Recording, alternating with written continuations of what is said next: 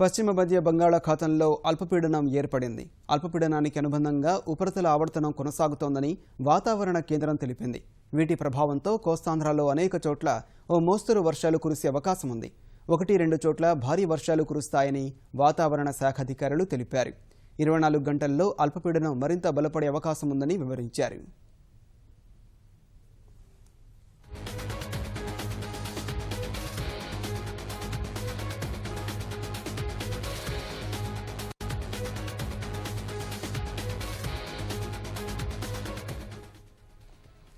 పశ్చిమ మధ్య బంగాళాఖాతంలో అల్పపీడనం ఏర్పడింది.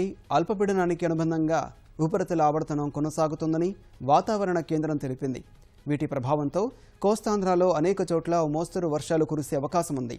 1-2 చోట్ల భారీ వర్షాలు కురుస్తాయని వాతావరణ శాఖ అధికారులు తెలిపారు. 24 గంటల్లో అల్పపీడనం మరింత బలపడే అవకాశం ఉందని వివరించారు.